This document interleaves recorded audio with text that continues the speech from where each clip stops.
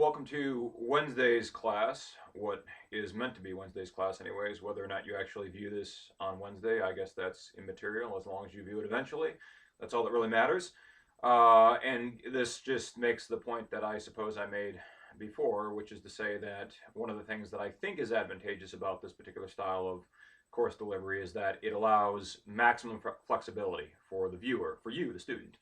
And I think that, at least it seems to me to be, that that is more conducive to your learning interests and your educational interests as well, in the sense that you do class when you want to do class, and when it's convenient for you and when it's not, and you make the determination on your own independently of me, and there's no obligation to be here at any particular time. So that's that. I don't think I really have much in the way of housekeeping or administrative issues I really have to deal with, but I would just reiterate the point that I made earlier in the last lecture video, which you hopefully will have watched by now, because I should mention that this stuff is really meant to be viewed sequentially.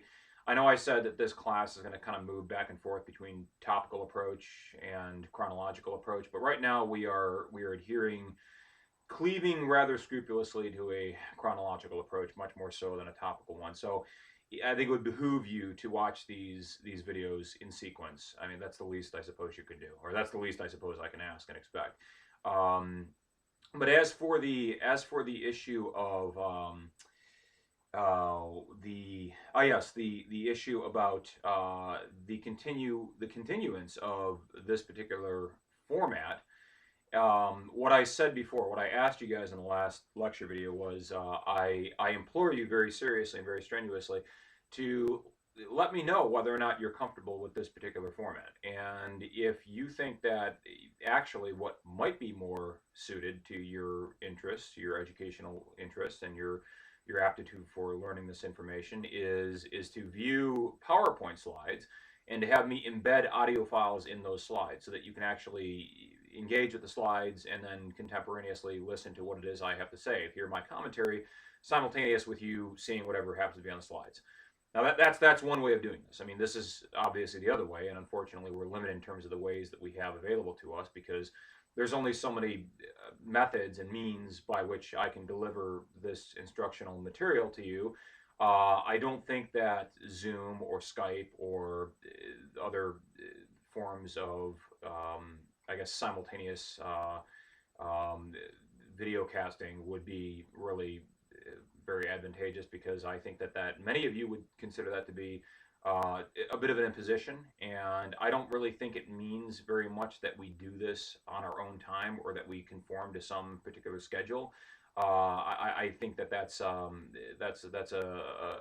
difference with well, it's not very meaningful, that distinction. So, but it really is up to you guys as to whether or not you prefer the YouTube mode of instruction. And as I said before, I don't really care either way. I can do this this way, or I can do this by giving you guys access to this course in the Moodle format. And if I do that, if you would prefer the PowerPoint slides with embedded audio files, then that's what you're going to get.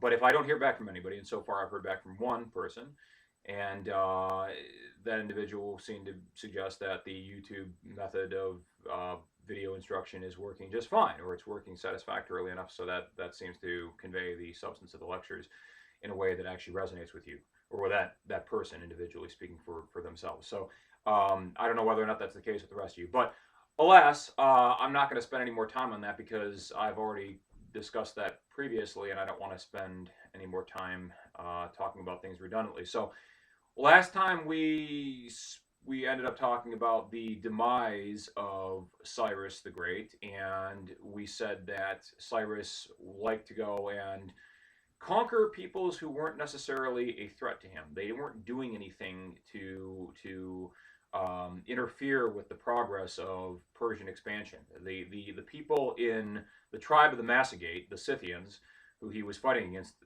when he ended up dying, they weren't a threat to the Persians, and they weren't menacing the Persians, and they weren't really a people that was worthy of conquering. If you think about what was in Scythia, well, what is in modern day Turkmenistan or Kazakhstan or Kyrgyzstan? Not much. There's the steppes up there, right, which is kind of like Nebraska, I suppose, or the Badlands of South Dakota, but you can't really do very much with that. The terrain, topography, the ecology of the area is not really suitable to very much at all, except riding around on horses. And if you're a nomadic pastoralist and you have a bunch of goats, or I don't know what animals you're herding around with you. If you're doing that, I suppose then it's a good environment to live in. But that's not what the Persians were. The Persians were agriculturalists. They were an agrarian type society. Of course, they wouldn't have gotten as far as they had that not been the case. So the utility of the area up there that the Persians under the leadership and the rulership of Cyrus were attempting to conquer was marginal. It wasn't really worth the expenditure of effort and of military resources and of manpower. And indeed, their king himself ended up dying as a consequence of this. Now, of course, the way in which Herodotus tells this story is to reformulate this so that it seems as though it's a morality tale.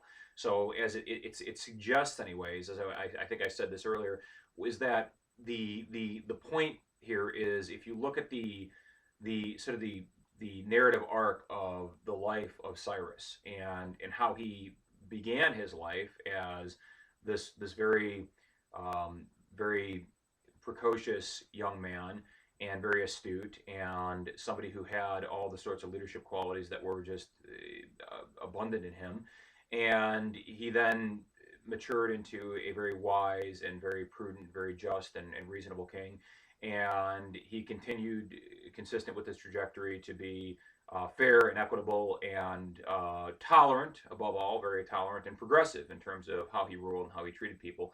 The people who he conquered, especially liberating them as opposed to enslaving them, and altogether a rather progressive and enlightened ruler. But then, and as such, the history of his rule was for a very long time marked by success, and massive expansion in the Persian Empire itself. And this expansion and the success was sort of a corollary of, or a function or a feature of, the qualities that were endemic in him as a king, as a person individually, his character attributes.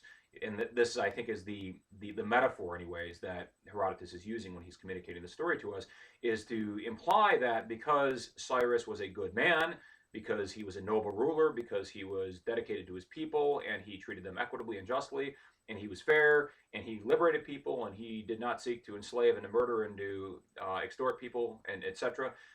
Because he was a just ruler, and because he was good and fair and equitable, therefore good things came unto him. And so it's sort of it's circular in a way, right?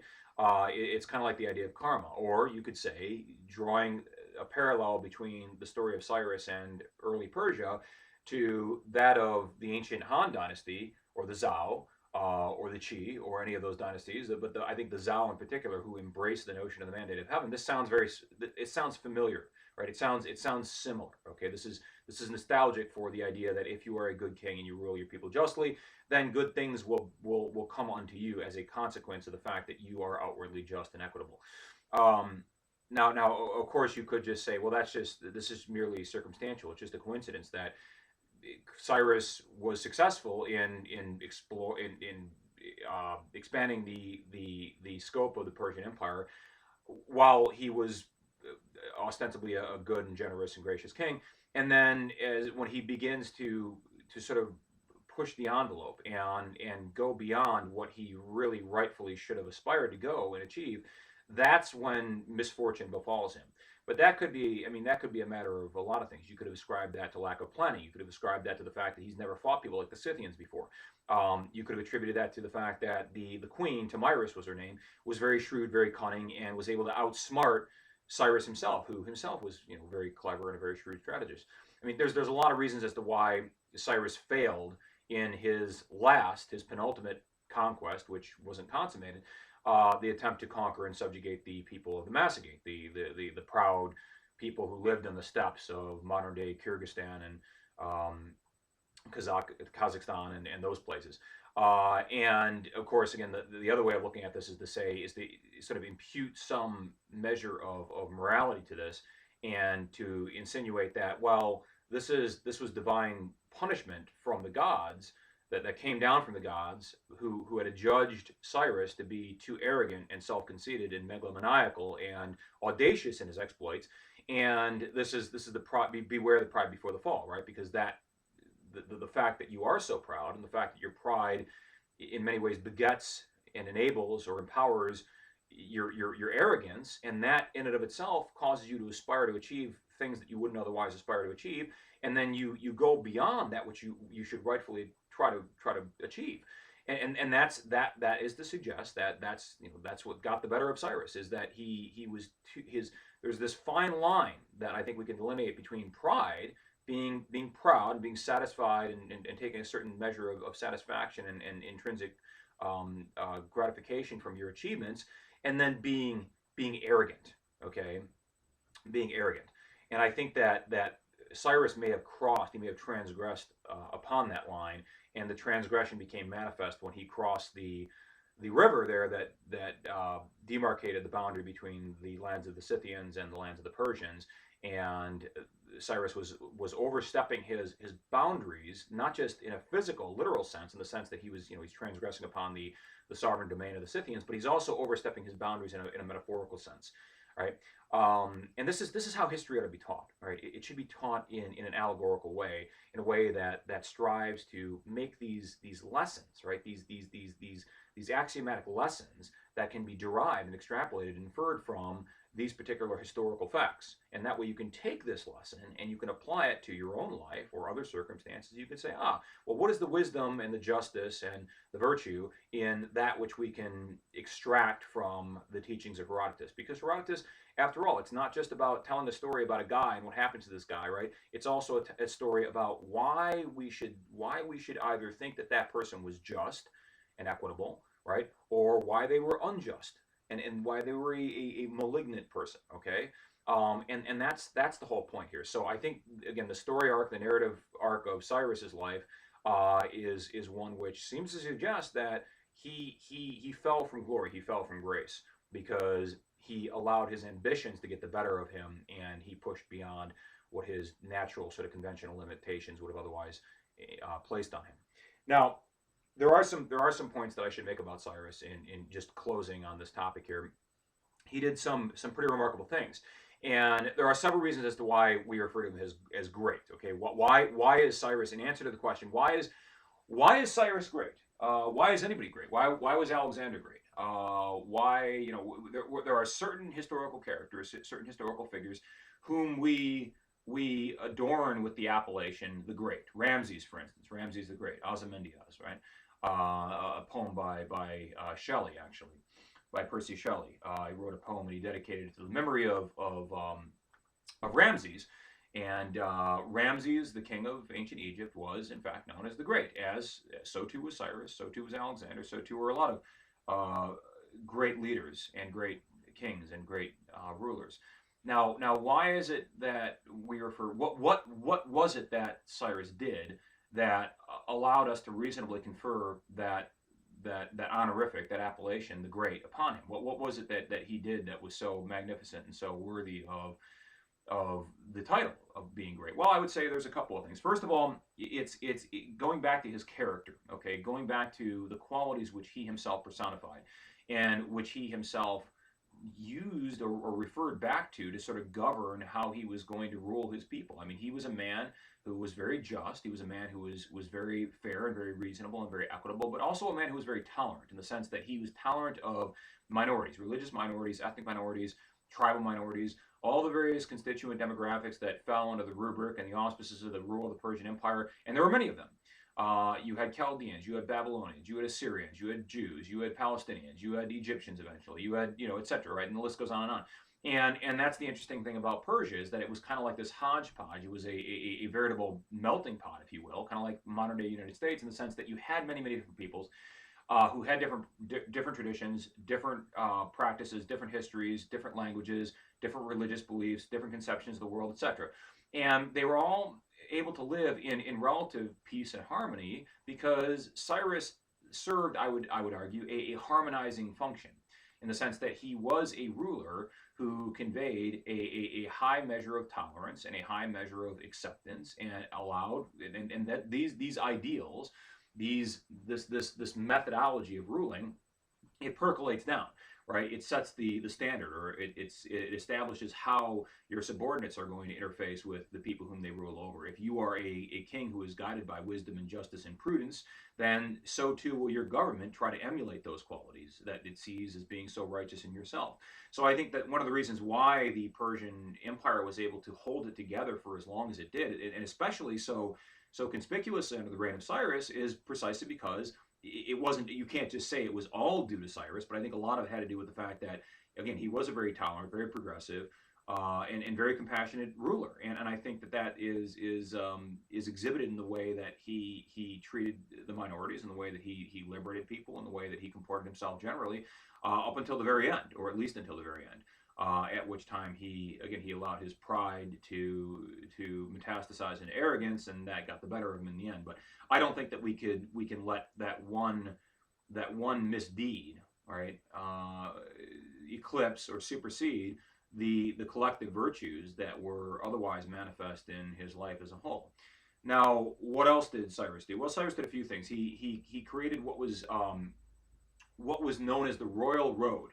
Okay, and the Royal Road was a sort of an ancient version of the Pony Express. And if you guys remember early American history, you'll probably remember this thing called the Pony Express. It wasn't very interesting. It was actually kind of boring, but it was a good idea. What it was, and this is what I'm describing. The Pony Express is an apt description of the Royal Road, because the Pony Express essentially just borrowed the principles of the Royal Road. You have a series of posts, outposts essentially, right, along this road every 30 or 40 miles, and they're spread out evenly, right, at consistent intervals, whatever that is. I don't know, 30 or 40 miles. I have no idea how far they are, right? And they're what they have horses at these outposts, okay? And the idea is that it's like a relay race, okay? You give the mail or this parcel or whatever it is that you're sending across the empire, you give it to the first relay rider, right? You guys remember the relay races that used to run in I don't know, middle school, I suppose. Maybe you guys did this, maybe you didn't. I remember back in the day when I was in middle school, where they used to have like this baton or this thing that you would pass off to the next runner, and then they'd go and they'd run it and they'd pass it off to somebody else, and so on and so forth. And that's kind of what the idea of the Royal Road was. We'd have these stations, these outposts along, parcellated out every 40 or 50 miles or whatever it was, and you have a fresh horse at the next outpost and a fresh rider as well. And so you send the one guy off, and he rides as far as a horse can ride at full gallop, and then the horse becomes exhausted, and then you have this next outpost, and you have a fresh horse and another rider, and he hands the whatever the mail is off to this next guy, and then he goes and he rides that distance, and then they got another horse and another rider after that, and then so on and so forth. And you can do this, okay? And you can just go from station to station to station using a new rider and a new horse every time you go, right? So it's like fueling up your tank essentially, right? And this was, again, the ancient version of the Pony Express. And what this did, the effect of this was to considerably limit the time that it would take to otherwise disseminate orders from the capitals, all right, the capitals of ancient Persia. And I say capitals because this is another thing that Cyrus decided to do, was he decided that Persia was so big, so vast in its territorial expansiveness, that he needed to create not just one capital, not two, not three, but four, okay? So it was a tetrarchy. It was a rule of four, well, not four people, but four capitals, okay? There were four constituent capitals spread out. Susa was one of them. Persepolis was another one. I think Babylon, for a period of time, was a capital of Persia. But there were four, and I can't remember the fourth. But there were four different cities, okay? Four different major metropolises that served as the capital cities of Persia, right? Simultaneous capital cities of Persia. So they were all the capital city, right? Now, of course, the emperor himself, the king of kings, the king of the four corners of the world, could only be at any one of those given capitals at any given time, right? He couldn't be at all of them simultaneously. So the capital city that Cyrus happened to be at that particular time was the penultimate capital, if you will, right? It was the preeminent capital. It was the more significant in relation to the other three. But why would you have four capitals? Well, think about it this way. I mean, this goes back to the same reason as to why you would have a rudimentary form of the Pony Express. Why would you want to have that? Why would you want to be able to disseminate and propagate orders more efficiently and more expeditiously than otherwise you might be capable of doing if you didn't actually create that kind of system where you had the riders and you had them handing off the baton. Why would you do that? Well, the more efficiently, the more expeditiously, the more quickly you can disseminate your orders, the more rapidly you can mobilize your forces in the instance of an invasion, right? So if you have an invasion, or if you have instances of sedition and rebellion, internal rebellion, or some kind of internal civil strife, you can mobilize your forces and you can activate those forces and respond, therefore, more effectively and more expeditiously if, in fact, the means of conveying the message and the orders to those forces is one that works efficiently, right? So I think that this goes to the issue of national security is what it really goes to, as does having four capitals, right? So the point of having four capitals is, first of all, redundancy, right? You have quadruple redundancy, okay? So you have a backup for the backup for the backup, right? And that's extraordinary. No other civilization that I think we're going to study, or that I'm aware of anyways, off the top of my head, had that many capitals. Maybe they had multiple capitals, right? I mean, ancient Rome had several capitals. It had Constantinople, it had Rome, it had Trieste, or what later became Trieste. But they didn't have those capitals simultaneous, right? They didn't have those capitals at the same time. So this is interesting. Now Persia, again, was a very, very large place, and if you look at where those capitals were, they were located strategically with reference to the expansiveness of the Persian Empire. So you had one capital that was responsible for the northwest, and you had another capital for the northeast, and then another capital for, following along the analogy, I don't know if this is exactly how they were subdivided, but the southeast and the southwest, presumably. Okay, I mean that would ostensibly, at least in theory, that would be the most logical subdivision of those four capitals. Whether or not that's actually true, I don't know, but that is essentially the concept that I think inspired this notion that we should have four capitals, so that we can have four different centers of administration that can supervise and command and manage various constituent areas of our empire. Okay, so you don't therefore have the situation, the problems that were endemic to ancient China, because remember, ancient China and ancient Persia are similar in the sense that they're both very, very large, right? Now China had sort of topographical impediments which constrained its capacity to more effectively and expeditiously disseminate orders. So even if the Chinese came up with some version of the Pony Express and they had these relay rider systems, they wouldn't be able to propagate and disseminate their orders as efficiently as the Persians, because the Persians are living in Iraq and Iran, and as we know from that area, just the geography and the topography and the terrain there, it's mostly desert, so it's open. You got the open highway there, right? And it stretches as far as the eye can see off to the horizon. Now that's but making the drawing the parallel between ancient China and ancient Persia, I hope really elucidates the point that the four capitals having this tetrarchal system, this rule of four, is really quintessential and is a prerequisite to ensuring your internal stability and maintaining some semblance of national security. Because again, the Chinese did not have that. And what was the fundamental problem that was so systemic and pervasive and across, sort of transcendent across the various Chinese dynasties? Well, it was the fact that it was very, very large, and the Chinese were not able to control the periphery from the interior. Okay, in fact, they lost control of the peripheral, right? The peripheral areas, the boundary zones between them and the borderlands and whatever, because they had to continue to delegate more and more authority successively to the rulers of those constituent border areas. Whereas the Persians thought, well, we're going to devise a system whereby the center has a more effective, less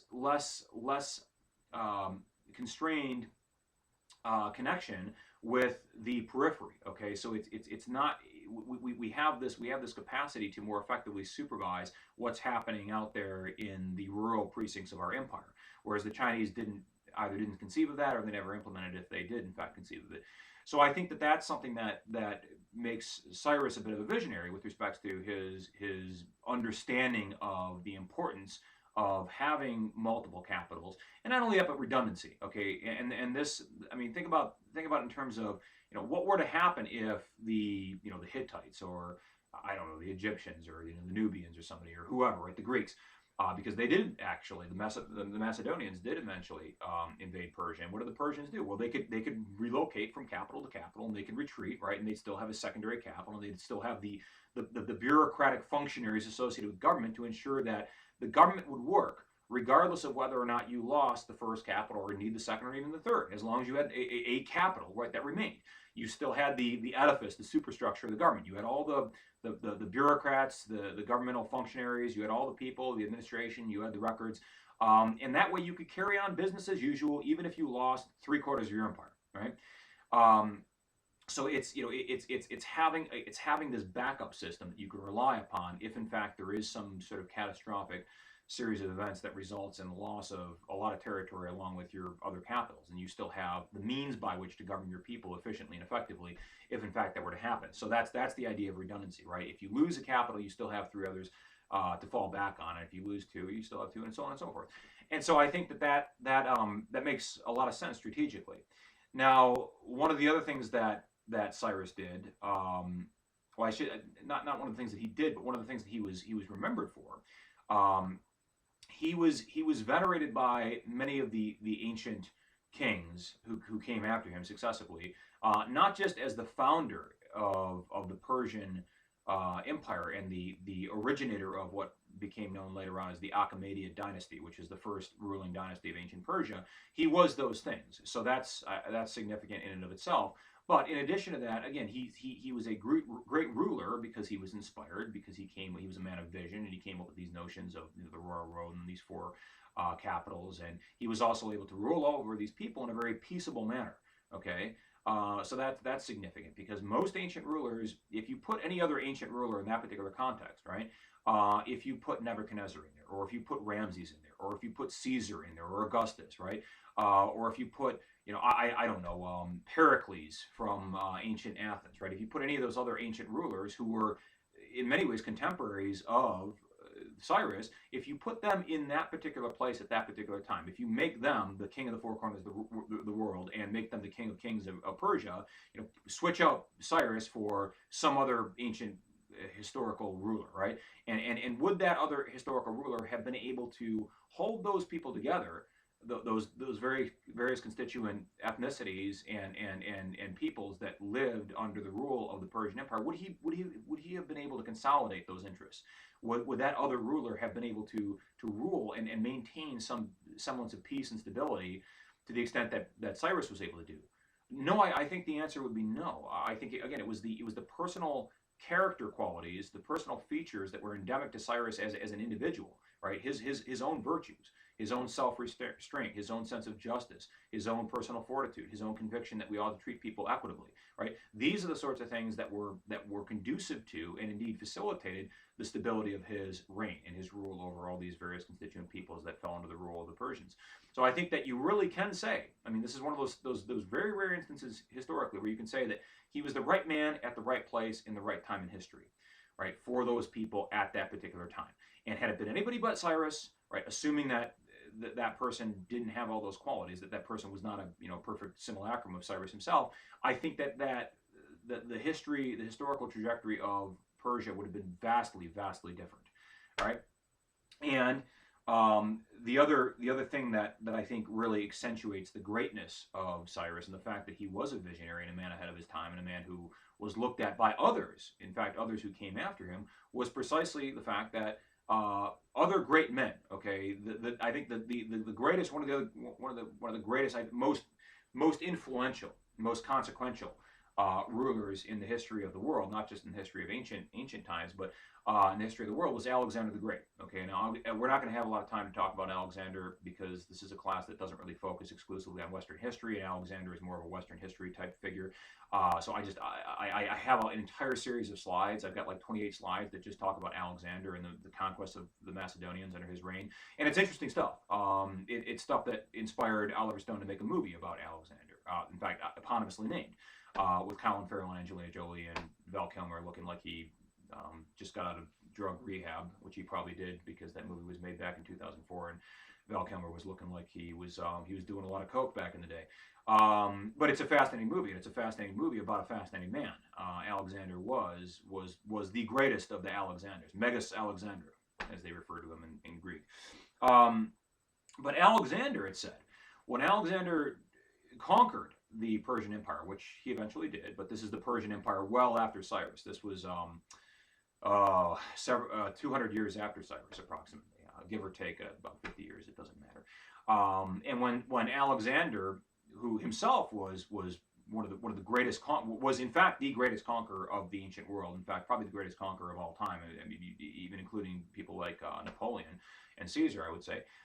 When it said that when Alexander came to the tomb of Cyrus, that he honored Cyrus. He paid homage to him. He got down on his knees. I don't know whether or not he wept, but he paid homage to the tomb of Cyrus to honor and commemorate the legacy of this man whom Alexander himself looked up to as being worthy of emulation, as being so great that even though Alexander by that time had already conquered the largest empire known to man in history, Alexander, this great conqueror, this great inspired leader of men, this extremely capable general, this brilliant strategist, he thought that it was necessary to honor and to pay homage to the legacy of Cyrus the Great, who came before him, right? And so if Alexander is showing how much he respects and honors the legacy of Cyrus, right? He looks up to Cyrus as an inspiration. Okay, Alexander looks to Cyrus as an inspiration, and Alexander was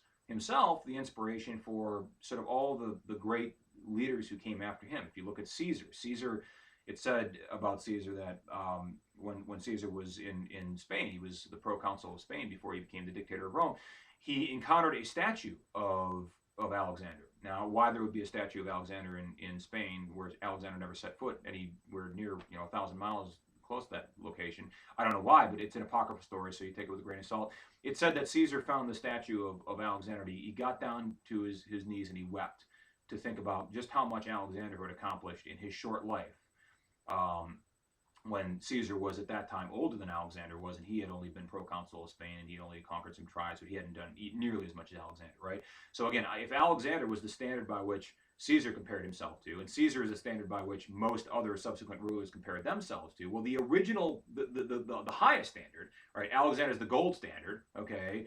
Well, then Cyrus must be the platinum standard. Okay, or the adamantium standard, the unobtainium standard, right? Because he's even higher than Alexander in terms of how Alexander is the one who set the precedent for Caesar to follow, and then Caesar is the one who set the precedent for everybody else who came after him to follow. Well, the one who set the original precedent, right, in terms of how you can be a glorious conqueror and a great ruler and a great military strategist and all these things wrapped up into one, was Cyrus, right? So he was the one who they all incipiently looked up to. Okay, he was the greatest of the great, if you will, right? Or the first, maybe that's the reason why everybody paid him homage and everybody revered him so much and they wanted to emulate him, because he was the first great king.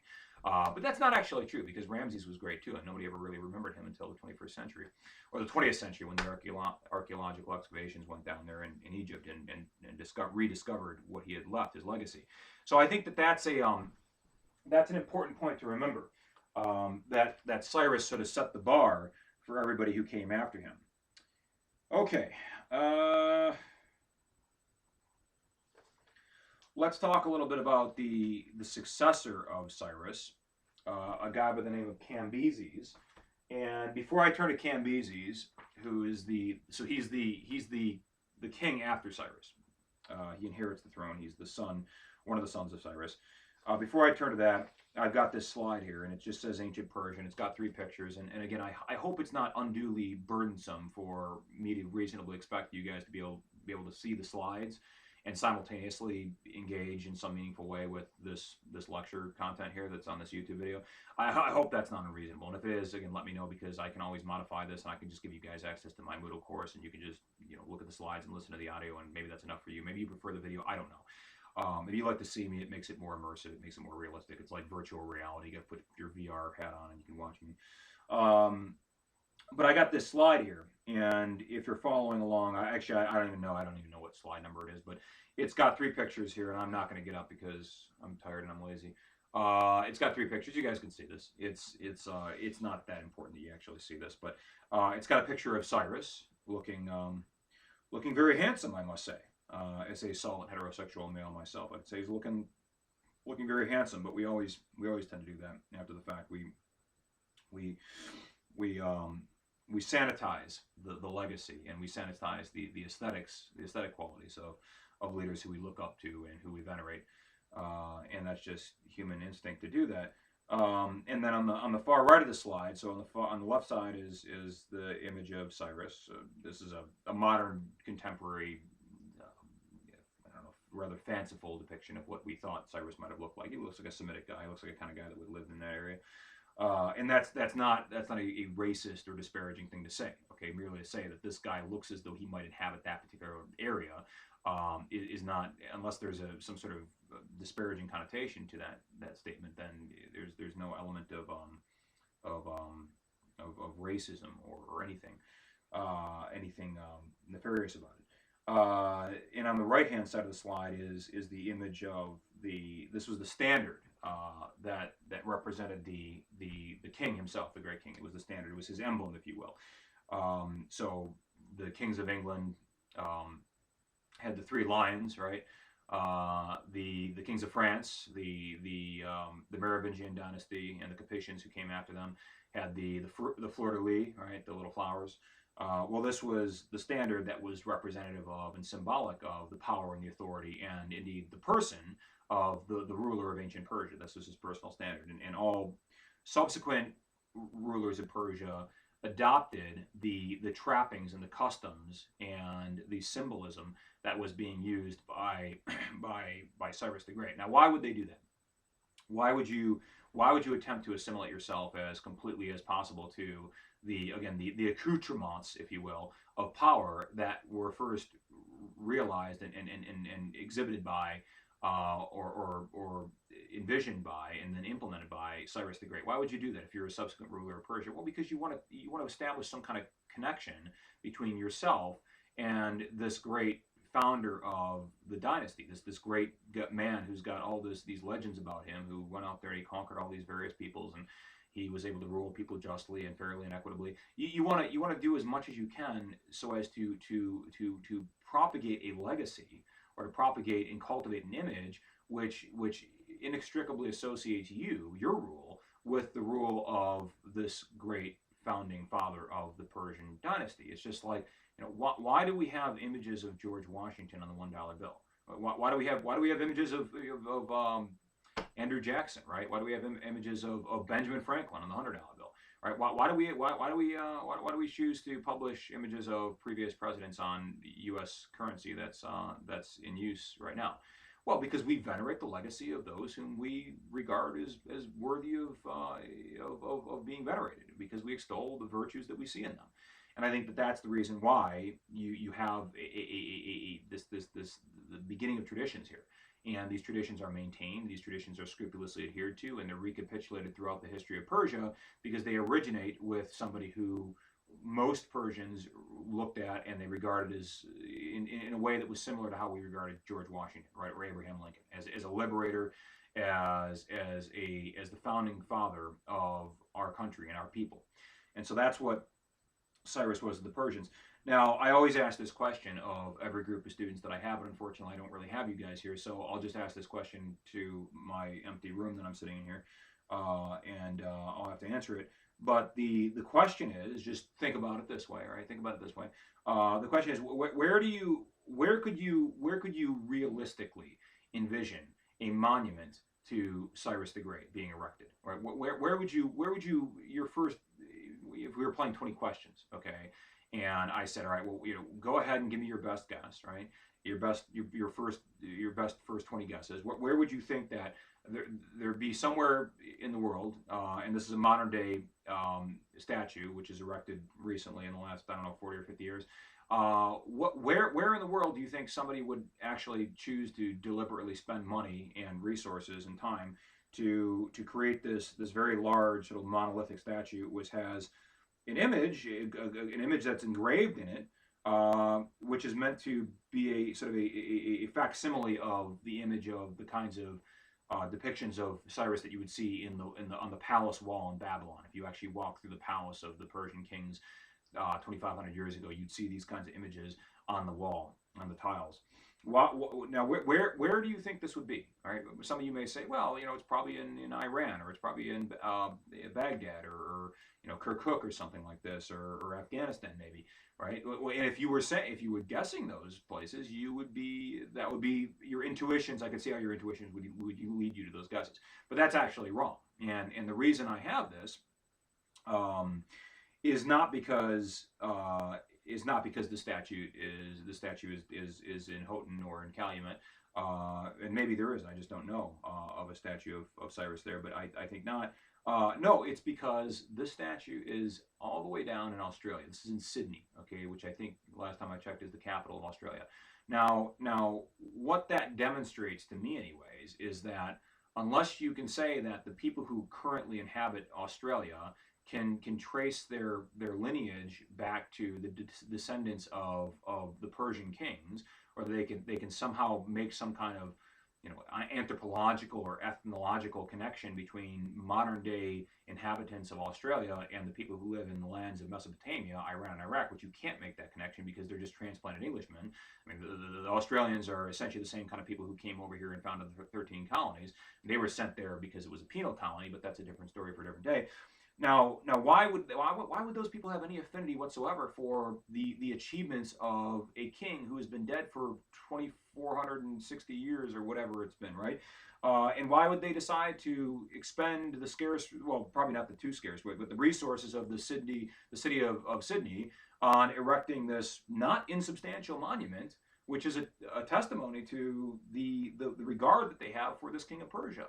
Well, this just goes to the point that I'm making before, in that his greatness, the fact that Cyrus is great, right, is a transcendent form of greatness, right? It transcends his time and his culture and his place, okay? That we can say that he is even honored and venerated in a place as far afield as Sydney, Australia, in the 21st century, the latter stages of the 20th century, when this thing was probably built. That's pretty impressive, okay? Because the people in Australia have really no personal affinity or connection to, affinity with or connection to, the achievements of Cyrus the Great, but they look at him and they say, well, you know what, it doesn't matter, right? Because anybody can look at this guy and say, wow, what he did was really amazing and significant and worthy of being commemorated on this stone that looks like it was excavated from ancient Babylon or something, right? And we're to build this here in Sydney, right, to commemorate the legacy of Cyrus. I have another image that's probably coming up about, I don't know, 30 slides from now. It's many slides henceforth, but it's an image of Cincinnatus, who was a great Roman general and consul and politician of Rome, and known as the defender of Rome because he fought off the Samite tribes who were trying to attack and destroy Rome at the time. And that statue, not surprisingly, is actually found in the city of Cincinnati. Because there's a connection between the two, and it's not just an etymological connection in the sense that, well, they sound the same, Cincinnati, but there is a connection between the two. Whereas there's no connection whatsoever. There's no connection that I can discern, anyways. It's not a connection that's very conspicuous. Okay, Cambises. A couple of problems with the sources about Cambises. We have a couple of sources for Cambises. Number one, we have Herodotus. I already talked about the defects that are endemic to Herodotus as a primary source, that he's highly subjective in his interpretations of what's happening because he himself was a Greek and he's talking about a bunch of Persians, and eventually the Greeks and the Persians have this big war. It's called the Persian-Grecan Wars, which we're going to talk about here in a little bit. So that undermines, or that de-authenticates, the veracity of what he's saying. And the other source that we have, unfortunately, is not much better because it suffers from the same defect. It comes from the Egyptians. Now, the Egyptians at this particular time were mostly at war with the Persians, or if they weren't at war with the Persians, they had nothing but contempt for the Persians. And it's kind of like the relationship that Greece had to Rome, okay? Or I guess a more contemporary illustration would be that the people of the United Kingdom, the British Isles, have to the United States, and that the United States is their bastard child, essentially, right? The United States came after the fact. The British were around for much longer than we were. They were the original conquerors. They were the original empire, right? The British Empire was so glorious, the sun never set in the British Empire because it was so expansive. It was all around the world. And then these upstarts came, right? The colonists came, and they had this little tea party, and they threw the tea over the East India Company ships in Boston Harbor, and then they had this thing called the Revolution, and then they codified their constitution, and they became an independent sovereign country, and then they sort of supplanted and replaced and therefore interposed themselves on the great legacy of the British because they eclipsed it, right? Our own history obfuscates the history of the British Empire because we have been, like it or not, we're an even greater empire than they ever were. And you can say, well, that's not fair, right? We're not really an empire. Well, we are an empire, and we bring democracy and we liberate people, but that's, that's not that doesn't refute the assertion that we are an empire. You can be an empire which has a mandate of liberation. In fact, that's what the Muslims were for a very long time. So I think the relationship that the Egyptians had to the Persians was analogous to the relationship that Great Britain had to the United States, in the sense that the Egyptians were much more ancient. They had an ancient pedigree. They go all the way back, 3,000 years BC. In fact, even before then, to the Old Kingdom we already talked about, right?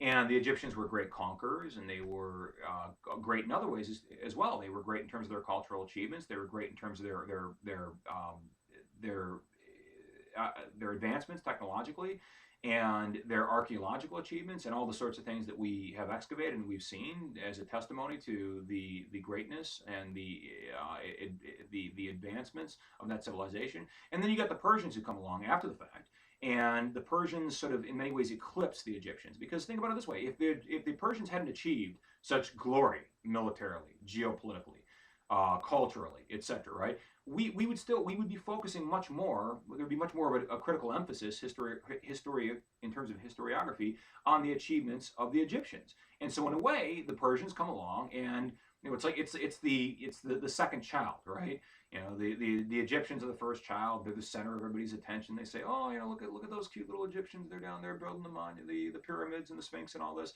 And then the Persians come along, right? And the Persians are, well, they're building, I don't know, obelisks and hanging gardens and things like this, and they got chariots, and they're invading the Greeks, and they're doing other things, and they come along and they take attention away from the Egyptians. So I think that's one of the reasons why the Egyptian sources, the primary sources that emanate from Egypt, are in many ways disingenuous with respect to their treatment of what actually happened in Persia at this time. The other reason, and the more salient reason, as far as we as historians should be concerned with, is the fact that the Persians, and namely, explicitly, Cambises himself, when he came down to Egypt, and we're going to talk about this here in a minute, he allegedly desecrated what was considered to be a sacred animal to the Egyptians. So much like if you go to India, the Indian subcontinent, the cow is sacred to the Hindus, and you can't go out there and slaughter cows, and you can't eat veal, and you can't eat beef, because that would be sacrilegious, because that would be offending against the religious sensibilities of the people who live in that country. Now, so too was the case with this. They had this sacred bull. Okay, it wasn't a cow; it was a bull, right? It was a male cow, and the sacred bull was referred to as the Apis bull. Okay, and this is on the slide coming up here. This is the slide after the pictures of Cyrus. And one of the things that Cambises did is he killed this Apis bull. Now, the story that Herodotus tells us about this, all right, so the point about his killing the Apis bull and how that relates to the Egyptian sources is that if you are an Egyptian, and if you venerated and worshiped the Apis bull, and you regarded it as your deity, and this douchebag king from Persia comes down, and he just goes ahead and just for the shit of it, just for the hell of it, he goes ahead and kills your bull without any real rhyme or reason. He just does it because he can. Okay, and that's essentially what we hear about this story anyways. Now, whether or not that's actually true and factual, I don't know. But see, that's the problem. We can't know that. Even if Cambises, maybe let's give Cambises the benefit of the doubt. Let's say he had some good, intelligible reason, some coherent, cognizable reason that you could reconcile with the national security interest of Persia, right? That he wanted to kill this bull because he thought that the people who were worshiping and venerating this bull were going to be inspired to rise up and rebel against his rule, if in fact when he became the ruler of Egypt.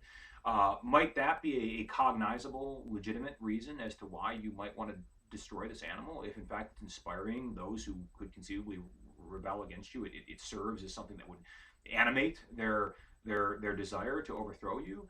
that it would be something that a rallying cry, or something that they could use to unify themselves with. Yeah, of course you would want to undermine the efficacy of any potential future rebellion against you. You want to do that. Now, I don't know whether or not that was the reason as to why Cambises killed the bull, but again, we can't know that. Like I said, even if his reason was completely intelligible, right? It was something that was coherent. It made sense to him at the time. It would make sense retrospectively if we analyzed it ex post facto and we looked at it now. We say, yeah, Cambises had a perfect reason to kill that bull, but we're not going to know that. Okay, it's a catch-22 in the sense that no matter what his reason was, as far as the Egyptians were concerned, it was not a good enough reason to warrant desecrating their god. I mean, if the bull itself was regarded as a living deity, and you go in there and you kill that thing, right? Well, what does that say about the Egyptians who worshipped and venerated that thing? All right. Well, it says that they are kind of mistaken about its divine status, because if in fact it was divine, if in fact the bull itself was a god, a living god, why would it allow this douchebag king from Persia to come down there and kill it?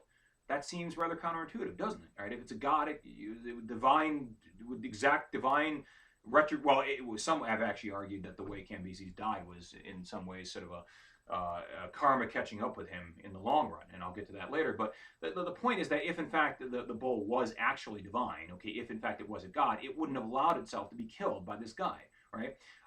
So I think one of the reasons why the Egyptians were so pissed off wasn't just that, oh, he committed this terrible sacrilege against our religious beliefs, but also the fact that it shows that our religious beliefs weren't really rooted in any fundamental legitimate truth. Okay, that if you can just kill this bull and there's no immediate proximate consequences as a result of you doing that, well, that seems to suggest that the bull wasn't divine to begin with.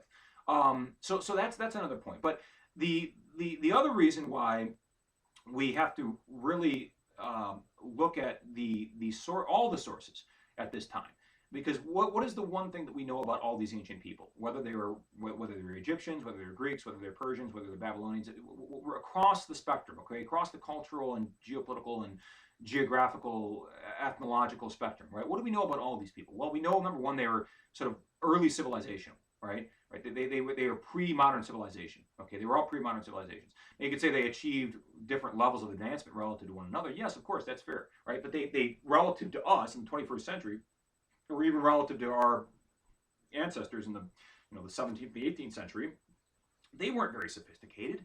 And as a function of their lack of sophistication, what we also know, we can infer this, is that these people were very superstitious. And most of them, not all of them, I think some of the more educated, the more philosophical of the people there, the elites, if you will, ironically, rather, the priests and the people who were deemed to be closest to the gods were probably most cynical in their attitude towards the gods. They were most disbelieving because they thought it was just a bunch of hocus pocus and nonsense.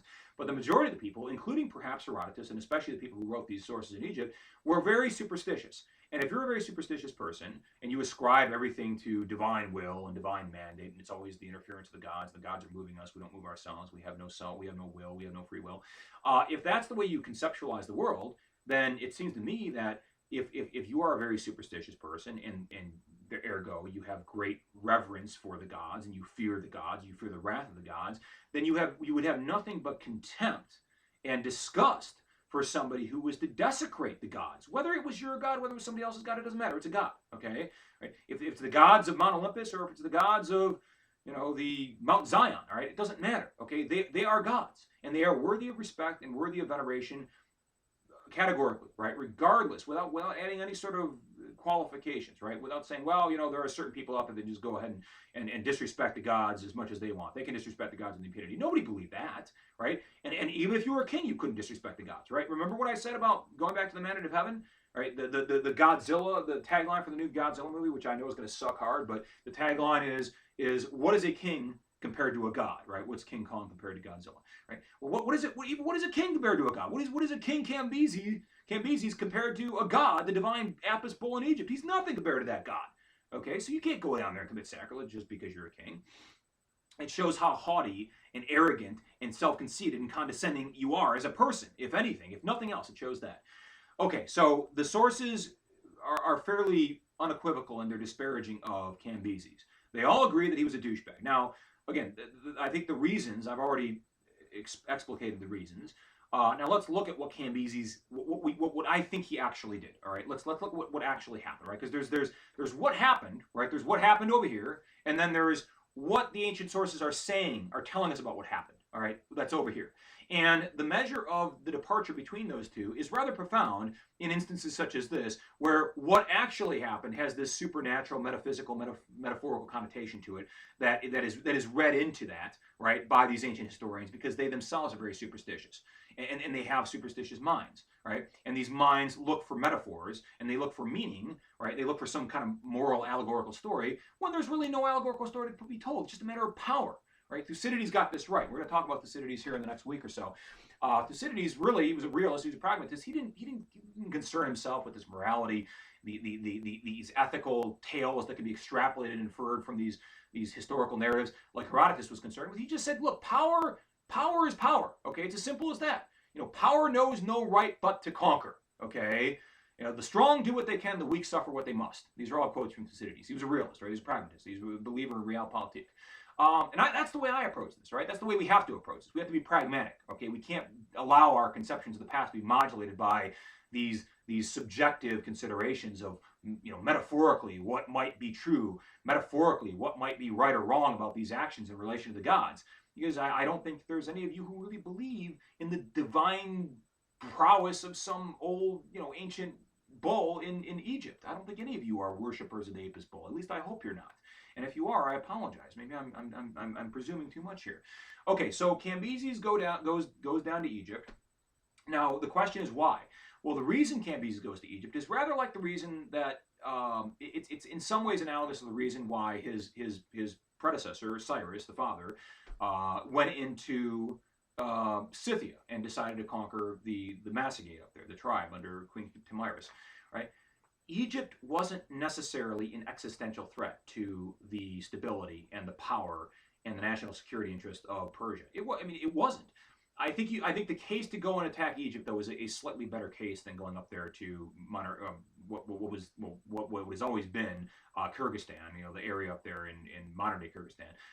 That's a very spurious case to have to argue that. I don't think you can make a very compelling or convincing case that, you know, the reason why Cyrus went up to the area of the Massagete was, you know, that was really impelled by some serious considerations that arose out of national security interest. That you can't make that case, but you can maybe make. I mean, it's a slightly less tenuous connection than the one that you would argue in relation to Cyrus invading the Massagete.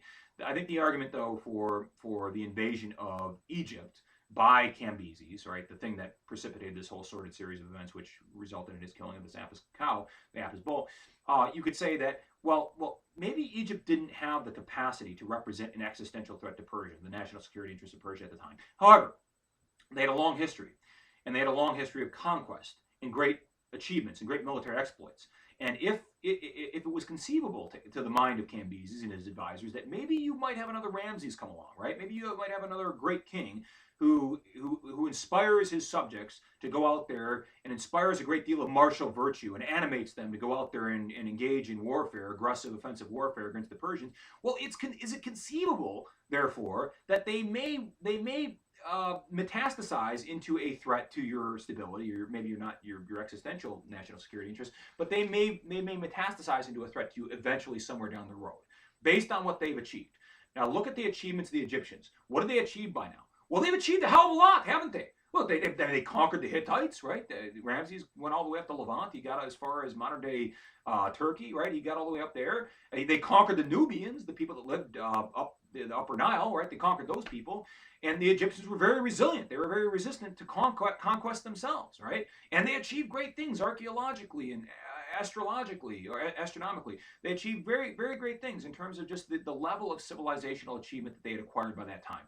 And I think that Cambises is looking at that. And he's thinking to himself, well, if they could achieve all those things, right? These are the metrics that you use to evaluate the future potential of any civilization as it relates to its capacity to pose some kind of threat, manifest threat to us later down the road, right? Whereas you look at the people, the Massagete, the people who inhabit the steppes of modern day Kyrgyzstan, what have they achieved? Not much. They're riding around on horses with a bunch of goats. Okay, I mean they got goats that they're herding the goats along, right? But that's what they've achieved.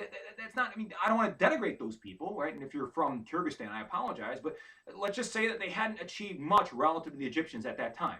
So I think Cambises is looking at, again, I'm playing devil's advocate literally here because he was the devil as far as the Egyptians were concerned because he desecrated their deity, right? But I'm playing the devil's advocate because somebody needs to, because nobody else is defending the guy, right? And it's not because I like him, because I think he was actually a douchebag retrospectively because he did some very callous and stupid things.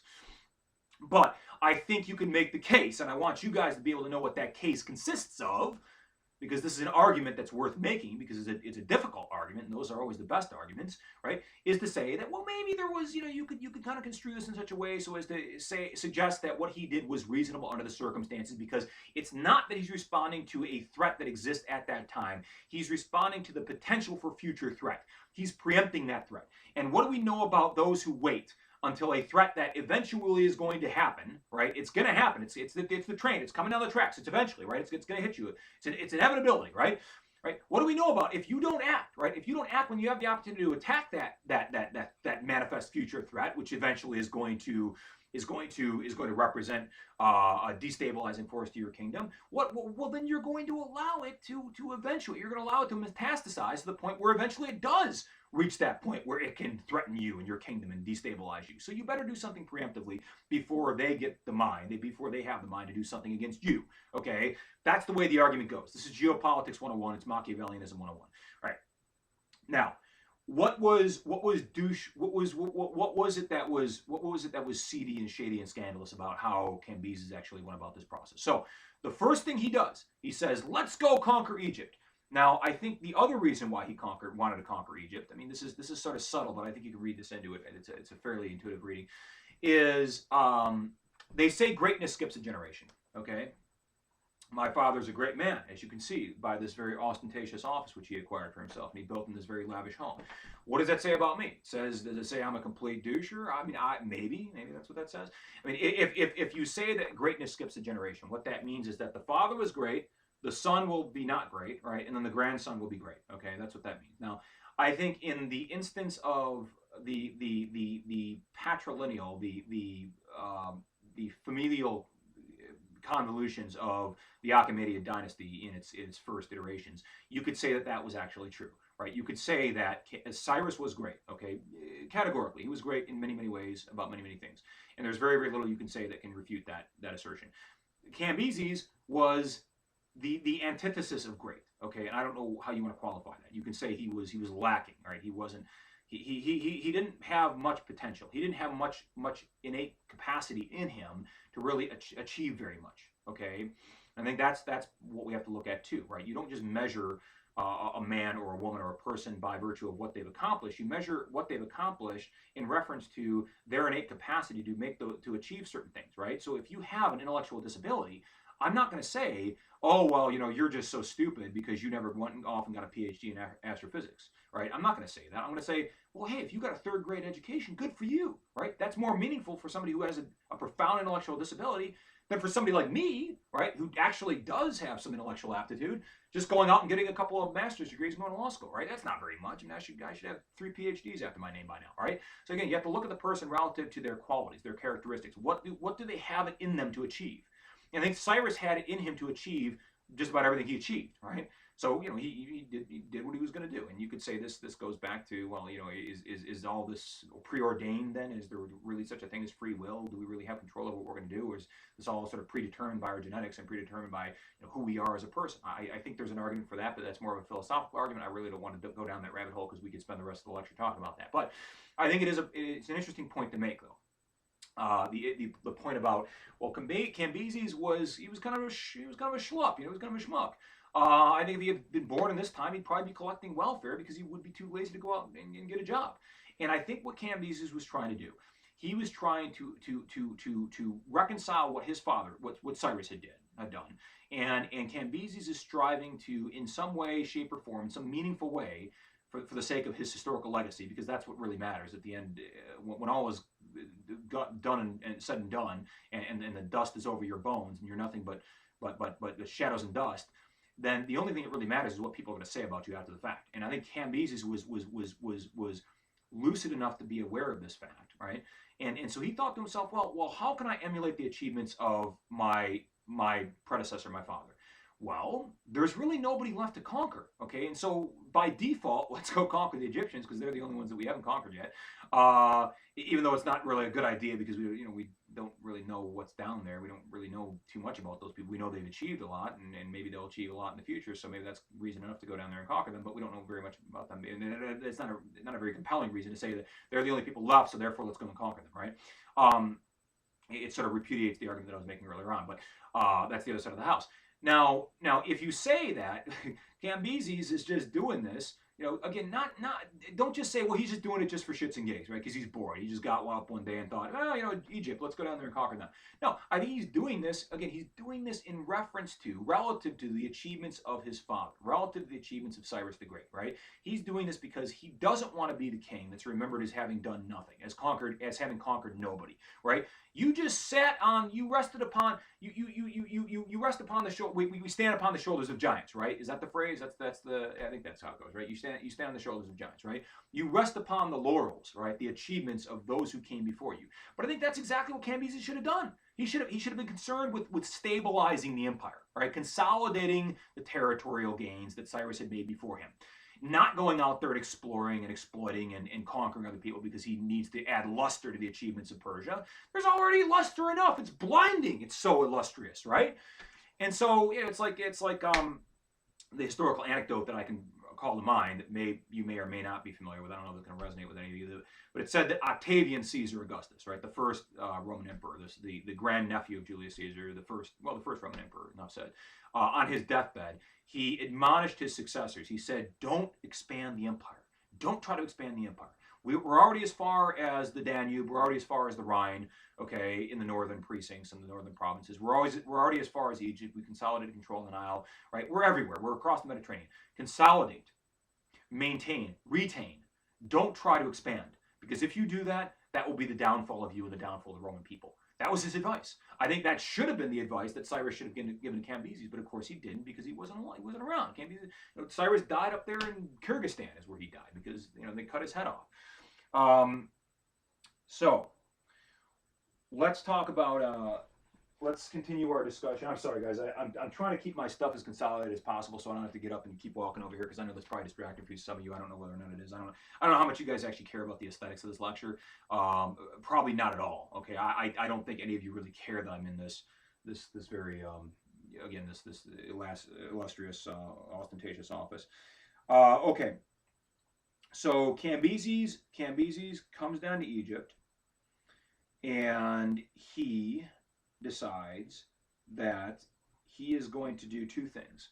He is going to personally, it's alleged anyways, I don't know whether I could see him doing this based on everything we know about the guy, but then again, everything we know about him is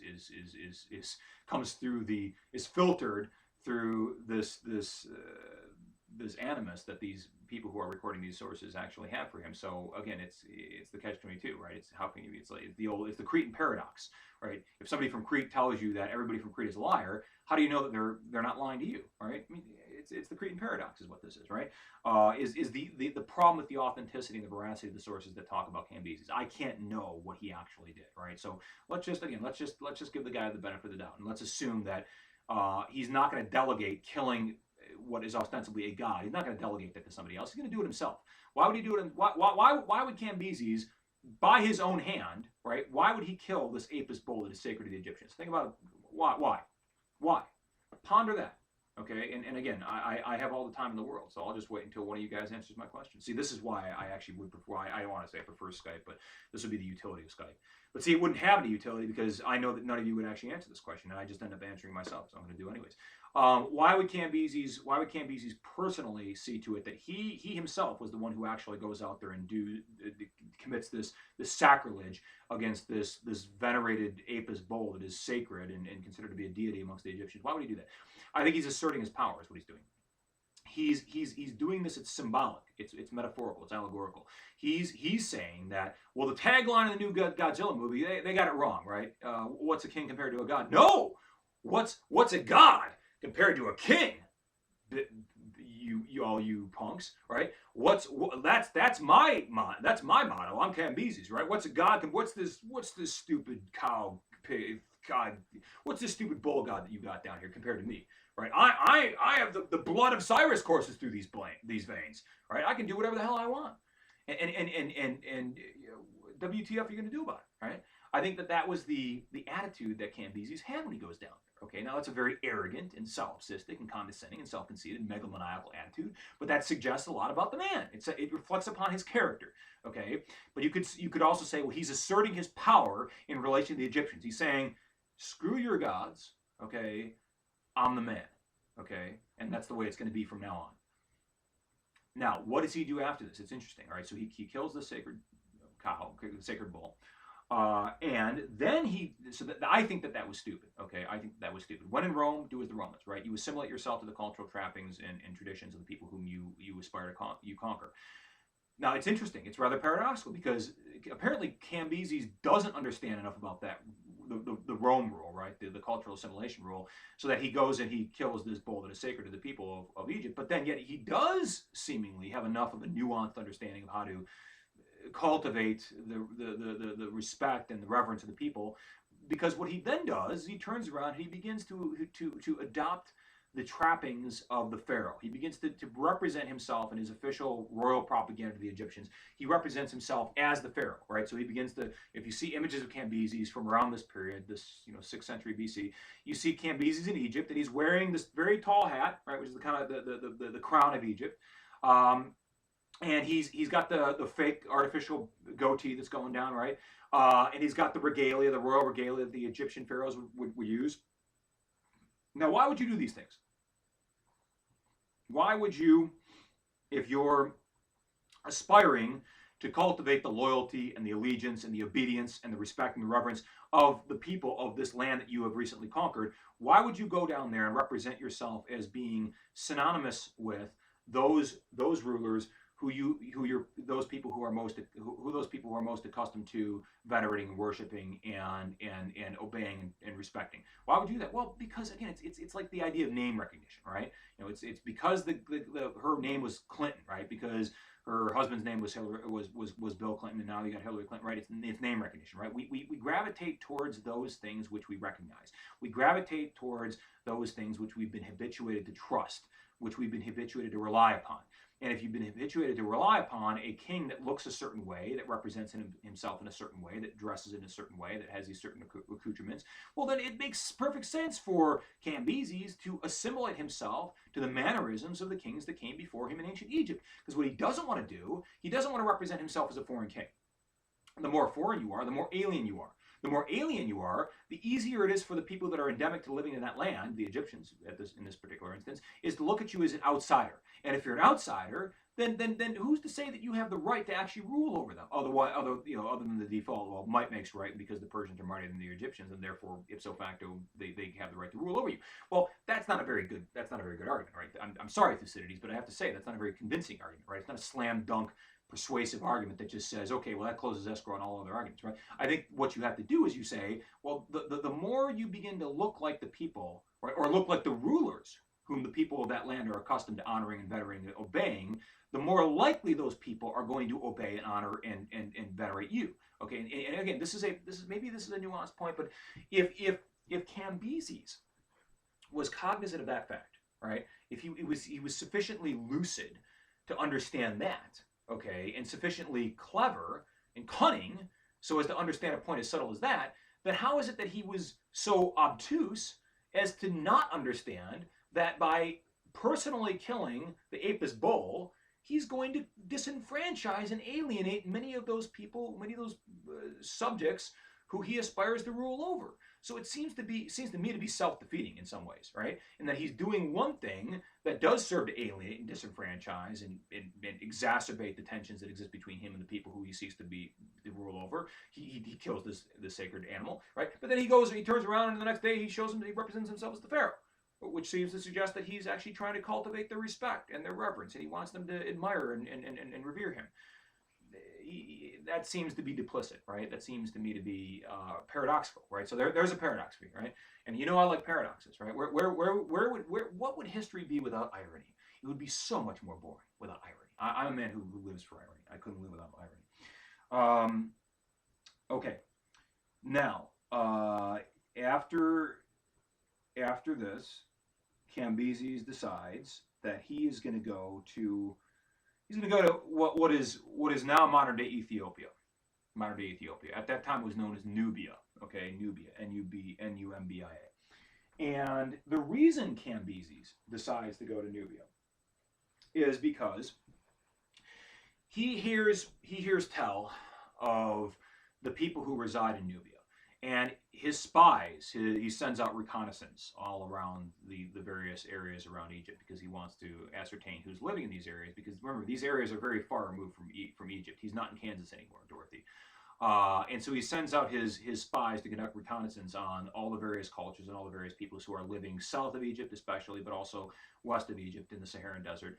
And he's not very interested in the people who live in the west of Egypt because they're a bunch of Bedouins and they're just a bunch of people who ride camels and they don't do much other than that. So they're kind of like the Massagate up there in Scythia, except they're in the Sahara Desert. But he is interested in these Nubians because he hears they live up the Nile River, right? And actually, up the Nile River is technically down the Nile River geographically. It's south, but it's called the Upper Nile because it's higher in relation to the Lower Nile, which is down towards Alexandria, where the Nile actually comes into the Mediterranean.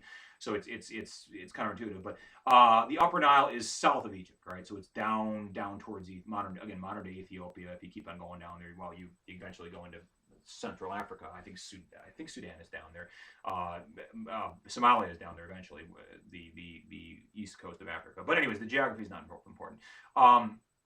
Cambises hears that these Nubians live down there, and his spies claim that these Nubians are giants, and they're very, very fast, and they run very, very fast, and they're very, very tall, and they're extremely strong, and they can climb up on trees, and they can pick a man up and they can throw him around, and they're like mutants. They have mutant superpowers essentially, and they're extraordinary, and they live very, very long. It's said these are the representations that Cambises' intelligence services make to him, and Cambises thinks to himself, well, I can't have those people living in my cell now that I've conquered Egypt, because now my border is contiguous with Nubia, and I've got these giant people who they can bench press 700 pounds, and they can climb up on trees, and they're extremely long lived. They live to 150 years old. They're like Yoda. What's up with that? If they ever had the will to mobilize themselves into a military force, they could devastate me and my military, my army, because we're just a bunch of Persians and we don't really have the means to defend ourselves against all that. And so that's construing this in a way that is most favorable to Cambises. You could say that, right? Now that's not what Herodotus, and that's certainly not what the ancient Egyptian primary sources say. The Herodotus says that the real reason Cambises decides, because what Cambises eventually decides to do is conquer these people, and I think you probably saw that coming, because that's what Cambises, and that's the whole point of the story, is that Herodotus is saying that Cambises hears about these people, and the thing that Cambises focuses on is not the fact, well, look, they're so strong and they're so powerful, and wow, if they really wanted to get together and have an army, they could potentially threaten us. That's not what Cambises is focused on. According to Herodotus, it's the fact that these people are very proud. Okay, they're proud because they've never been conquered before, because they're not a menace to anybody, they're not threatening anybody, they're just doing their own thing. They're running around, I don't know, having foot races and things, running marathons and testing each other's strength and such. I don't know what they're doing down there in Nubia, but they're doing all those sorts of things that extraordinary people do, and legendary people, because this is blending fact with myth is the problem with Herodotus. And so Cambises, according to Herodotus, thinks that he's got to go down there and he's got to subjugate these people. He's got to either enslave them or control them, or otherwise demonstrate to them that they actually don't have the right to control their own sovereign affairs and their own manifest destiny. That rather, Persia is the ultimate arbiter of the destiny of all peoples and all men on earth. And I think that the more subtle point here, which is a corollary point to the assertion of Persian power, is to say that, well, look, if we Persians can go down there and we can conquer these Nubians, these guys who are like 7 feet tall, and they're giant and they're muscular, and they can break a man in half, and look how proud and ostensibly unconquerable they are. If we can do that, what will that say about the martial prowess and the invincibility of the Persian military forces? It'll say a lot about us, won't it? It'll say, wow, you know, we're really, we're potent. Nobody's going to mess with us, because if we can take down those Nubians, we can take down any of you. Okay, I think that that's the point that perhaps Cambises was trying to make when he planned out this invasion of Nubia. Now the problem, well, there are many problems with this. First of all, the Persians don't really know anything about Nubia. They really don't even know where it's at. They just know it's somewhere south of Egypt. And so what Cambises does is he organizes a military force, about an army of about 50,000 men, recruits 50,000 men, and this is an expeditionary force. Okay, it's a force that is designed, intended to go on a great expedition, kind of like Lewis and Clark, right? It's that expedition, right? This is not just an exploratory expedition that has a mandate for going out there and discovering new things about the ecology and the environment, but this is a conquest, a force of conquest, an expedition for conquest and subjugation. Now, one of the problems is that Cambises doesn't really send out much in the way of scouts. He doesn't know really where he's going. There's really no serviceable roads that go between Egypt and Ethiopia. And he doesn't even know really, I mean, he knows the general area where he wants to go, but he doesn't have any maps. He doesn't have GPS. He doesn't have satellite tracking or anything like that. And so he just marches out in the direction of where he thinks Ethiopia is at.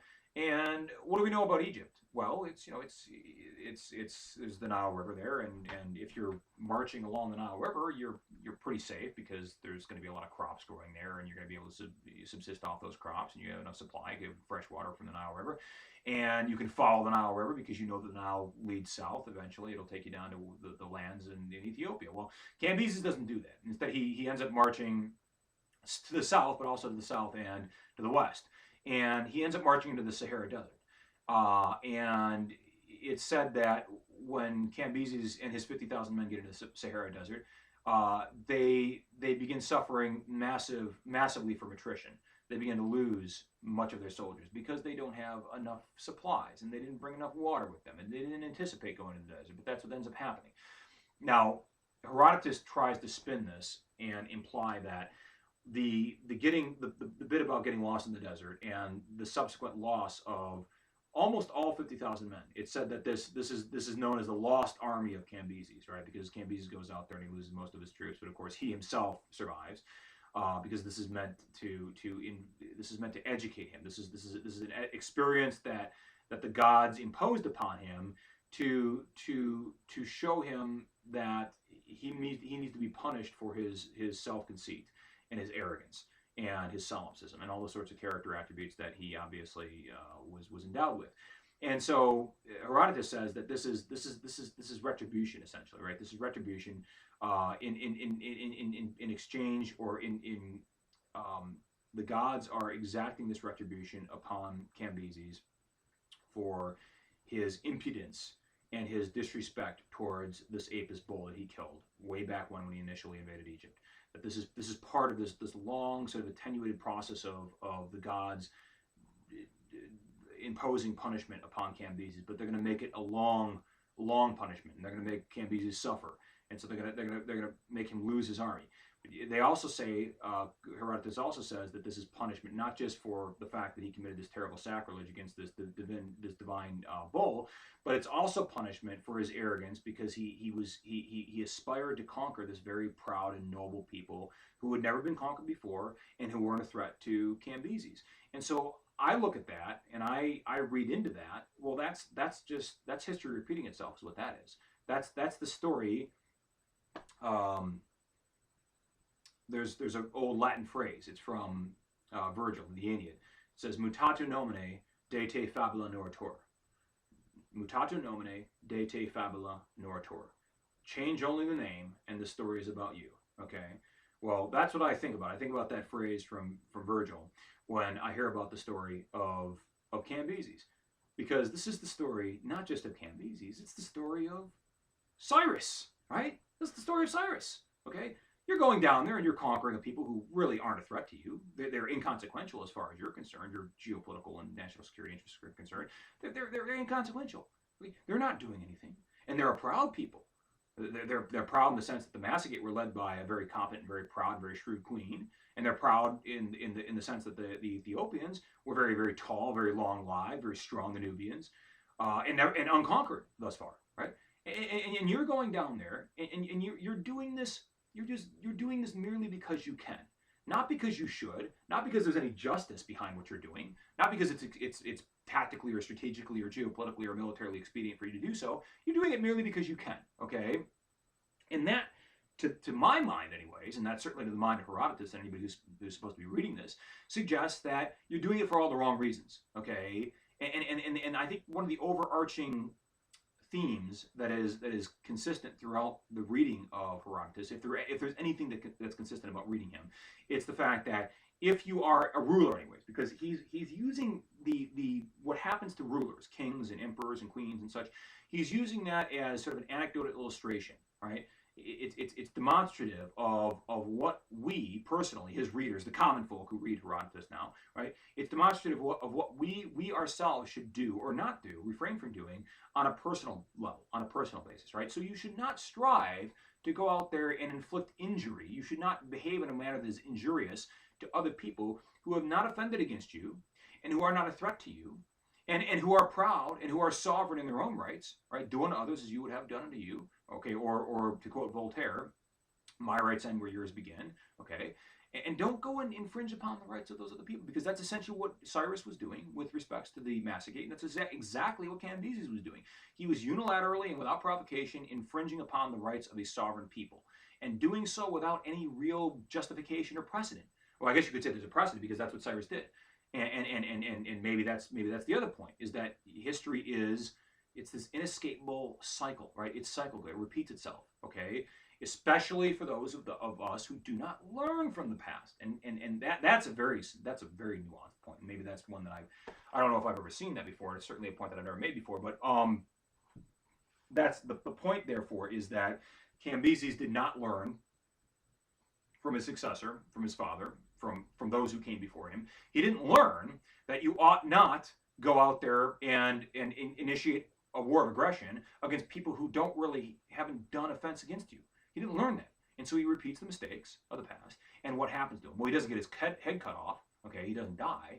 But nearly 50,000 of his soldiers, nearly the entire army, just ends up wandering around in the Sahara Desert for as long as it takes for most of them to die. Okay, now that's a pretty negative, deleterious result as far as I can tell. Okay, it's not personally result that Cambises suffers, but he suffers it nevertheless vicariously because they are his soldiers. Okay, let's talk about the demise of Cambises.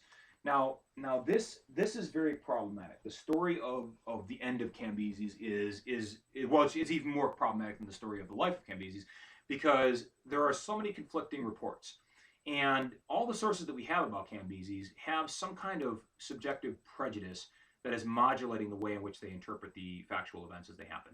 So the Egyptians, their perception is modulated by the fact that they look at Cambises as somebody who is he's sacrilegious, he's blasphemous, because of the profound insult that he committed against the gods of Egypt when he murdered their Apis bull.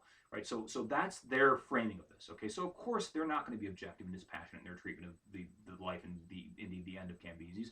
They're going to try to construe this in a way which suggests that everything that happened to him, especially the bad things, was coming. It was preordained. It was predestined. It was divinely mandated because of what he had done to their divine cow.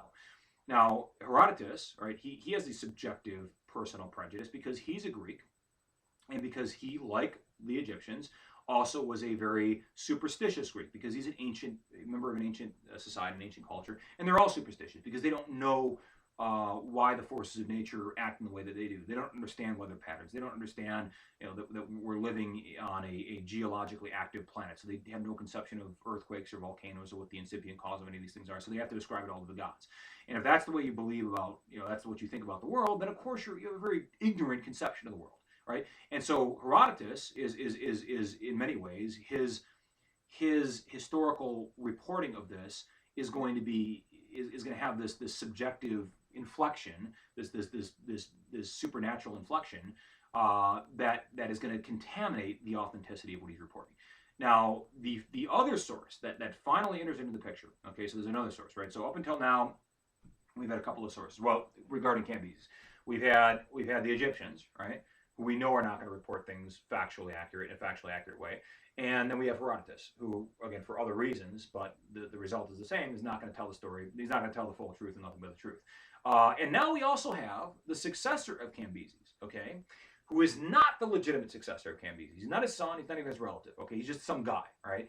And the successor of Cambises is Darius, okay? That's his name, Darius. We're talking about Darius. Now, Darius, think about it this way.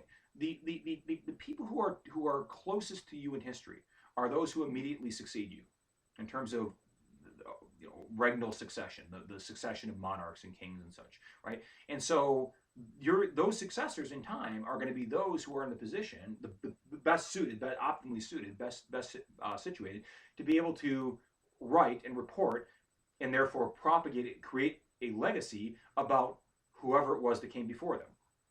And if you are the successor to Cambises and you don't like Cambises and you want to dissociate yourself from Cambises, then you are going to do whatever you can to create a legacy, to cultivate a certain image of your successor that disparages and denigrates him as much as possible. So you're going to construe the facts in a way that suggests that this guy was, as Herodotus reported, and as the Egyptians believed him to be, a sacrilegious, disrespectful, condescending, narcissistic, megalomaniacal douchebag. And so all the sources, they don't agree on the reasons as to why Cambises was a bad guy, but they all reach the same conclusion, that he was bad for different reasons. Okay, they're motivated for different reasons. All right, they have their own personal peculiar interests that are endemic to them. But the fact of the matter, and the only thing that's really dispositive, is that all these sources agree that he was a bad guy, and so they're all going to be disparaging him in whatever way that they can. So the story of the end of Cambises goes something like this. It's said that there was a revolt back in Babylon, which at that time was one of the capitals of Persia. There was a revolt amongst the Magi, which are the high priests. They're like the cardinals and the archbishops of the ancient polytheistic cults of Persia. And it said also that one of these priests resembled physically, aesthetically, he looked a lot like the brother of Cambises. And because he looked like the brother of Cambises, and because he was a priest, he was well-read, he was a learned individual and intellectual, and he understood how to speak to people, rather charismatic and eloquent. And because he also, not only did he look like the brother, but apparently he knew the brother, so he could do a very good job of misrepresenting himself, fraudulently representing himself as the brother of Cambises. And this fake brother of Cambises, this pretender, right? This guy, this priest who looks like the brother of Cambises and is pretending to be the brother of Cambises, goes out to the people of Babylon. He goes up to the top of the stairs of the highest temple in Babylon, and he says, "People of Babylon, I am brother to Cambises. Look at me. Look at how much. Look, you can see I am the brother of Cambises by my beard and my facial complexion and such. And as brother of Cambises, as the next in line to the throne, by rights and by declaration, I hereby declare that I am overthrowing my brother for his impudent and insolent and blasphemous rule, and because of the loss of the 50,000 brave Persians who went through the desert and died a terrible death of starvation and dehydration. I am claiming the right to take over as ruler of Persia." The people of Babylon believe this because the guy looks like him, he sounds like him, he talks like a brother, walks like a brother, probably is the brother, right? Now the problem with this is that Cambises, it is said, had already at this point in time secretly arranged to have his brother murdered. So by this point in time, chronologically, it's impossible for this guy to actually be the brother of Cambises. But the people don't realize that because, of course, Cambises wants to keep it quiet, right? He wants to make it seem, it was a hunting accident. Or the guy, he tripped and fell into the river and he drowned, right? Something like that, right? He ordered a hit on his own brother, okay? The brother was taken out, but the guys who did the hit made it look like it was an accident, okay? So the actual brother of Cambises is dead. So this guy couldn't be the brother of Cambises, but the people don't know that, okay? The people don't know that. And Cambises can't assert that in his defense. He can't say, well, you know what, this guy's actually the pretender. He's not my real brother because my real brother's already dead, and I was the one who killed him. He can't do that because then he would make himself look even more disreputable and scandalous than he already looks.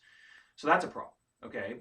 Now this is one of several stories, all right? There are several stories about how it was Cambises lost power. So that story, the end of that story, the punchline of that story is the fake brother, the priest who's looks like the brother and talks to the brother and riles the people up. He's able to inspire a rebellion against Cambises.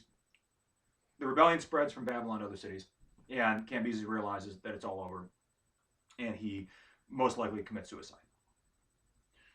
Now, the other story is that, again, this involves a priest. Okay, it involves a priest, but it involves a priest who declares that the priests themselves are going to overthrow Cambises, because the priests are in league with the gods, and the priests are closer to the gods than Cambises is, because obviously Cambises is no longer in the favor of the gods after he killed one of the gods down there in Egypt. And all the gods are sort of living together in one big happy house up there in the sky, as far as the ancient people were concerned. There's this notion of reciprocity with respect to the gods, right? Reciprocity in law means that if I go out there and I commit a crime in Ohio, okay, I can be prosecuted for that crime in Michigan, even though I violated the rules of Ohio, or the laws of Ohio, because Michigan and Ohio have a reciprocal agreement. We have a reciprocal understanding. That's more true. Reciprocity is actually more true between nations than it is between states, because all states are usually governed by the same laws. But if I go out there and you go and murder somebody in Canada and you come across the state line, you're not exempted from prosecution. You can be indicted, and indeed you will be extradited to Canada, right? Or you can be prosecuted under a state or a federal statute here in the United States for murder, for first degree, or it depends on the nature of the circumstances of your killing. But anyways, the idea of reciprocity with respect to the gods is that even though I don't believe in that particular god that you desecrated down there in Egypt, I have enough reverence for the power of the gods, okay? And I just have enough of the general, just a sense of respectability, okay? And it's the idea that even, it's this inner, interfaith, not interfaith dialogue, but the idea that we should be ecumenical in our conception of other religions, that we should have regard and reverence, enough reverence and regard and respect for the people who venerate that other god, right, or worship, who subscribe themselves to this other set of traditions and this other, whatever it is, the canonical dogma of their faith, right? We have enough regard for them because we want them to have the same regard for us, and I think that's the notion of reciprocity amongst the ancients. So it's said the other story, right, the other alternative version of what happened to Cambises is that the priests overthrew. The priests overthrew Cambises. They didn't pretend to be the brother, okay? They just overthrew Cambises on their own authority, on their own right? They said, well, we have the right of the gods. We're the interpreter of the will of the gods, and the gods don't like Cambises anymore because you can see all the various scandalous things that he's been doing, and therefore that gives us the right to overthrow him. Now, it's said, according to, again, Herodotus, who is very inventive and very creative, it said that what ends up happening is that Cambises finds out about this revolt of the Magi. Again, this is the same group of priests in Babylon that in the first story pretended to be the fake brother guy. What happens is the Cambises sends one of his own men to Babylon to take out these priests. Okay, what ends up happening is that the guy who Cambises sends goes to Babylon.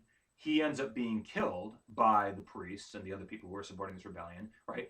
But then his brother, the brother of the guy who was sent to put down this rebellion, ends up becoming the pretender to the throne, okay? The guy who claims to be the next rightful ruler of Persia. So the point here is that there's a great deal of chaos and uncertainty, okay, at this particular time. There's not a smooth, peaceful, ordinary transition of power, okay? Which is something that we're talking about right now in the context of October 11th, 2020, right? A smooth, conventional, ordinary, peaceful transition of power. That's a particularly salient concern that we have right now because November is coming up here and we're nearly at the election time. And we don't know. A lot of people are casting doubt upon whether or not that's actually feasible under the circumstances. So what happened in ancient Babylon or ancient Persia at this time is that they didn't really have a smooth, peaceful, orderly transition of power. And there was chaos and there was a lot of uncertainty and nobody really knew whether or not the person that was claiming to be the ruler actually had any legitimacy to that claim. And this is why some of this stuff is being made up by Darius. It's not just these stories aren't just being made up by Herodotus, but some of these stories probably came from Darius himself, and then Herodotus picks some of the stuff up and he just recapitulates it. Now, why would it be in Darius's interest, again, the guy who comes after Cambises, who doesn't actually have a a familial connection with this ruling dynasty, why would it be in his interest to suggest that there's all sorts of chaos, there's all sorts of uncertainty, there is no peaceful, ordinary transition of power? Right? Why would it be in his interest to do that? Right? To cast aspersions on the legitimacy of the people who are actually claiming the right to rule Persia? Well, that's exactly the reason why. Because if you have somebody who is illegitimately claiming, who has an illegitimate right to rule, well, then it might as well be Darius, right? I mean, if you've got some fake brother over there in Babylon, right? Some fake brother of Cambises, who we know is not the real brother. Cambises actually murdered his real brother, right? Or you just got some guy, right? Some guy who is the brother of the guy who was supposed to put this rebellion down, and he ends up deciding that he's going to proclaim himself a king. That guy has no legitimacy. That guy has no authentic, lawful right to claim to be the ruler. Again, it might as well be anybody else. It might as well be Darius for that in that instance. Now, the other thing about the demise of Cambises, all the stories, despite the fact that they have these various sort of idiosyncratic disparities about them in terms of, well, in the one instance it was the priest that looked like the brother, in the other instance it was this guy that was the brother of the guy who put down the revolt. The stories all sort of congeal around one single point. Okay, all the narratives are linked by this one common denominator, and the common denominator is precisely how Cambises died. Okay, they all say. And there's more stories. I don't have time for all the stories, and they're not that important. They're not that interesting, so I'm not going to tell you their stories. But all the stories about the death of Cambises, they all agree on one thing: that the way he died was by having been pierced on his side, having his side pierced by a spear or a lance. Okay, and that when he was pierced by this lance, that either caused an infection and he died from the infection. It was a horrible, torturous way to die, because an infection is, it became gangrenous. It was very painful. They didn't have penicillin and a lot of other things, morphine or whatever. And he dies a horrible death, or he dies from blood loss. Okay, either way, it's a painful death, right? Either blood loss is a painful death, or gangrene and secondary infections. That's a very horrendous way to die as well. But either way, he dies badly. Okay, that's not a good way to die. All right, and it's said that this was an accidental death. Right. It said that Cambises was riding along on his horse, okay, and he kind of falls off his horse, but he falls in a way that he falls on the spear of some guy that was standing next to him. That's an unusual way to die, okay? That seems rather strange, right? That's not a very likely thing to happen for somebody who's an equestrian. I mean, these guys all rode horses since they were very young, and Cambises especially, because he's the king. He's expected to lead his troops from the front. He's expected to at least be confident with respect to riding his horse and staying on the horse when he's riding it. And here you got a story about Cambises falling off his horse. And not just falling, you can fall anywhere. There's a lot of places to land when you fall off your horse, right? He falls in such a way so that he falls on the spear, the lance of some guy standing next to him. That seems to be a pretty incredible story. It doesn't seem to be very plausible. It doesn't seem to be very believable, okay? Why is that story told in a way that makes it seem so unbelievable, so fantastic, so extraordinary, so, I don't know, you might say miraculous, right? Why would I describe that story as being miraculous? Think about it this way: what is the incipient cause of miracles? Right? You don't have to subscribe to the Judeo-Christian conception of the world to say what a miracle is. A miracle is something that is supernatural. Okay, a miracle is something that, by its very definition, defies the laws of the physical universe as we understand them through the laws of Newton and the laws of Einstein, and the string theory and quantum theory and all that, right? It defies those laws, right? It is in contravention to those laws, right? And therefore, it is extraordinary. It is exceptional, right? It's extraordinary. Now, if this was a miraculous occasion, the death of Cambises was something that was miraculous, and that further implies that it couldn't have been ordinary. It couldn't have been a natural occasion. It could have been a natural circumstance. You could say, well, it was just a hell of a coincidence. He just fell off the horse in that way that caused him to die and land that spear, right?